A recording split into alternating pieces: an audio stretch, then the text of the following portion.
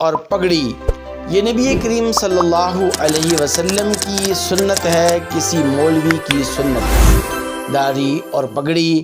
یہ حضرات انبیاء کرام علیہم الصلاۃ والتسلیمات کا شیوا اور ان کی پہچان ہے، ایک مسلمان اور صاحب ایمان آدمی کی پہچان ہے، کسی مولوی کی پہچان نہیں۔ دراصل اس سنت عظیمہ کو اور داڑھی کی سنیت اور داڑھی کے وجوب سے وہ لوگ انکاری ہیں جو اس سنت عظیمہ کو زندہ کرنا نہیں چاہتے۔ اب تو جدید تحقیق اور جدید ریسرچ بھی یہ باور کرا چکی ہے، ایک برطانوی یونیورسٹی کی تحقیق کے مطابق یہ داڑھی انسان کی صحت کے لیے مفید ہے، بلکہ برطانوی یونیورسٹی کی جو تحقیق سامنے آئی ہے اس کے مطابق سورج سے آنے والی جو شعاعیں ہیں، جو مضر شعاعیں ہیں، 90% مضر شعاعوں سے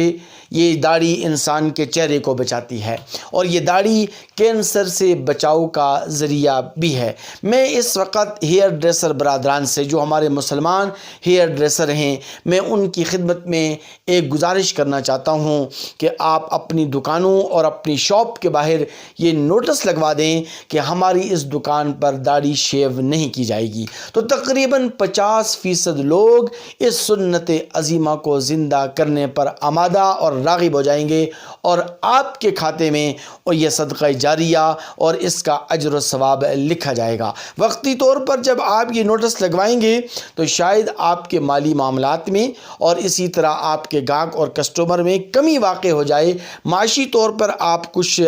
عرصے کے لیے آپ آزمائش اور امتحان سے آپ گزریں، لیکن انشاءاللہ ثم انشاءاللہ اللہ تعالیٰ آپ کے تھوڑے رزق میں اور آپ کی تھوڑی انکم اور کمائی میں اتنی خیر و برکتیں عطا فرما دے گا کہ آپ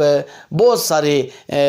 نقصانات سے، بہت ساری آفات و بلیات سے اور بہت ساری آزمائشوں سے آپ محفوظ اور مامون رہیں گے، اور پھر یہ اس سنت عظیمہ کو زندہ کرنے کا جو اجر و ثواب ہے اور جو یہ صدقہ جاریہ ہے، اس میں آپ کا پورا حصہ ہوگا، کیونکہ ہمارے بہت سارے ایسے ہیئر ڈریسر برادران ہیں، ہمارے مسلمان بھائی ہیں کہ جنہوں نے اپنی دکانوں کے باہر علماء کے بیانات انہوں نے سنے، علماء کی گفتگو انہوں نے سنی، اور اللہ تبارک و تعالی نے انہیں یہ ایمانی جذبہ عطا فرمایا، اور انہوں نے اپنی دکانوں کے باہر صاف اور واضح الفاظ میں یہ نوٹس لکھ کے لگوایا کہ ہماری اس دکان میں داڑھی شیو نہیں کی جائے گی۔ اللہ تبارک و تعالی انہیں بھی رزق دے رہا ہے، اللہ تبارک و تعالی ان کی ضرورتوں کو بھی پورا فرما رہا ہے، آپ کی ضرورتوں کو بھی اللہ تبارک و تعالی پوری فرمائیں گے، کیونکہ نبی کریم صلی اللہ علیہ وسلم کی ایک سنت عظیمہ کو زندہ کرنا یہ بہت بڑا کار خیر ہے،